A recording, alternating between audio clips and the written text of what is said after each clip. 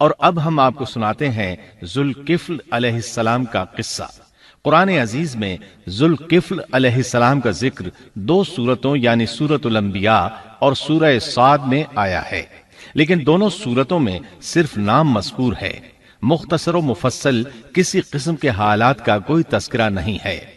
سورۃ الانبیاء آیت 85 اور 86 میں اللہ تعالی فرماتے ہیں، اور اسماعیل اور ادریس اور ذوالکفل یہ سب صابر لوگ تھے، ہم نے انہیں اپنی رحمت میں داخل کر لیا، یہ سب لوگ نیک تھے۔ اللہ تعالی سورہ صاد آیت 48 میں فرماتے ہیں،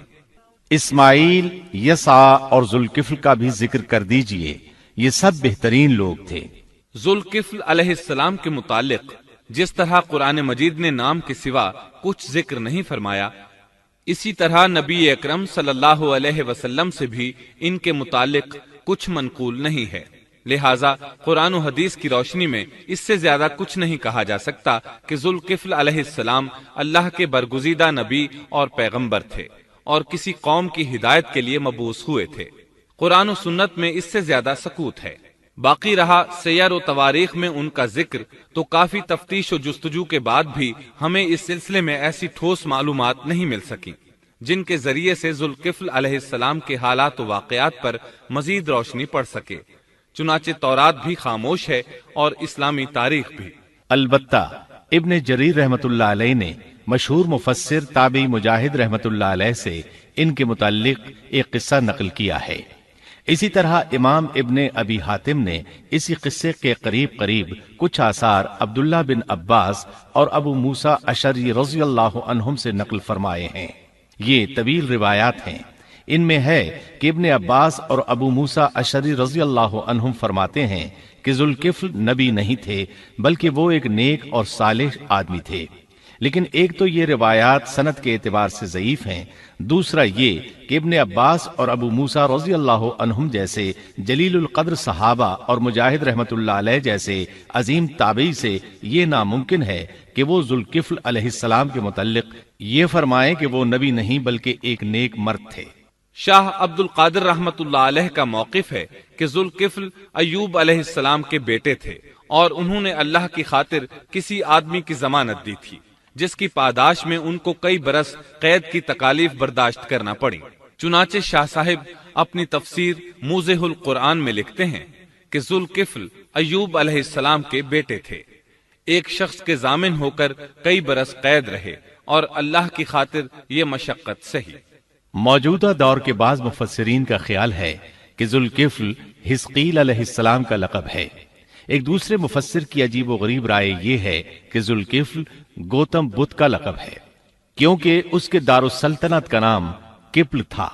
جس کا معرب کفل ہے، اور عربی میں ذو صاحب اور مالک کے لیے آتا ہے، اور صاحب مال کے لیے ذو مال اور مالک شہر کے لیے ذو بلد کے الفاظ کثرت سے استعمال ہوتے ہیں،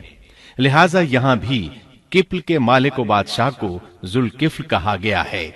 اس مفسر نے یہ بھی دعویٰ کیا ہے کہ گوتم بدھ کی اصل تعلیم توحید اور حقیقی اسلام ہی کی تعلیم تھی، مگر اس کی موجودہ صورت دوسرے ادیان کی طرح محرف اور مسخ شدہ ہے، لیکن یہ اقوال قیاس و آراء سے زیادہ تاریخی حیثیت سے کوئی وقت نہیں رکھتے۔ ہم اس تعصب کے قائل نہیں ہیں کہ اگر صحیح تاریخ سے یہ ثابت ہو جائے کہ قرآن نے جن انبیاء کے صرف نام ذکر کیے ہیں ان کا مصداق فلاں برگزیدہ ہستی ہے، اور اس کا انکار صرف اس لیے کر دیا جائے کہ اس سے پہلے چونکہ ایسی بات کسی نے نہیں کہی اس لیے یہ قابل رد ہے۔ یقیناً ہم اس حقیقت کو تسلیم کرتے ہیں کہ تاریخی حقائق کی جستجو کا باب بند نہیں ہوا،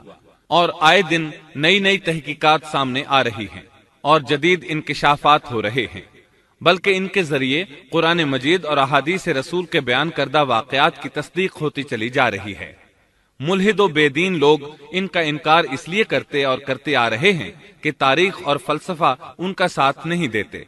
لیکن اگر قرآن کریم کی بیان کردہ کسی ہستی کے متعلق مزید انکشافات روشنی میں آئیں تو ہمارے لیے انکار کا باعث نہیں بلکہ مخالفین پر مزید حجت اور دلیل ہیں۔ لیکن اس حقیقت کے اقرار کے باوجود اس سے یہ بھی لازم نہیں آتا کہ کسی واقعے کے متعلق کوئی شخص اگر محض اپنے وہم و گمان اور قیاس و انداز سے بے دلیل کوئی بات کر دے تو ضرور اس کو مان لیا جائے۔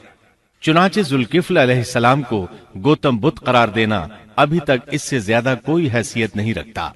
ہمارے لیے دنیا کے مختلف گوشوں میں اللہ کے فرستادہ نبیوں پر ایمان لانے کے لیے قرآن کی وہ تینوں دفعات کافی ہیں جو دین اسلام کا امتیازی وصف ہیں۔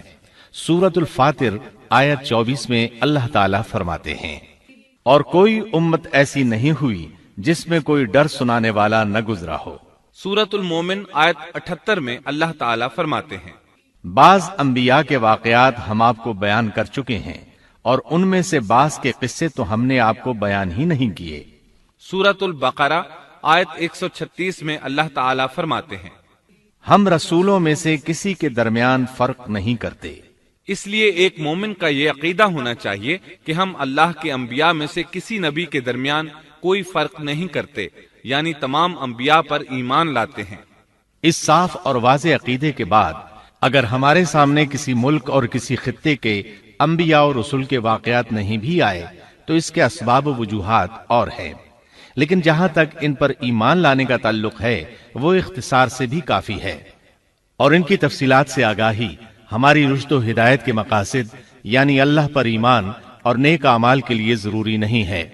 خصوصاً جبکہ اللہ تعالیٰ نے ہم پر یہ حقیقت بھی قرآن مجید میں واضح کر دی ہے کہ نبی اکرم صلی اللہ علیہ وسلم خاتم النبیین ہیں اور تمام سچے ادیان کی صحیح اور حقیقی تعلیم کی تصدیق کر کے ان کو بلند درجات کے درجہ کمال تک پہنچانے والے ہیں، جیسا کہ سورۃ المائدہ آیت 3 میں اللہ تعالیٰ فرماتے ہیں، آج میں نے تمہارے لیے دین کو کامل کر دیا اور تم پر اپنا انعام بھرپور کر دیا اور تمہارے لیے اسلام کے دین ہونے پر رضامند ہو گیا۔ خلاصہ کلام یہ کہ ہمیں یہ تسلیم ہے کہ ہندوستان میں بھی اللہ کے سچے نبی اور پیغمبر مبعوث ہوئے، بلکہ سیرت نگاروں کی روایات کے مطابق ابو البشر آدم علیہ السلام اسی ہندوستان کے کسی گوشے میں اتارے گئے،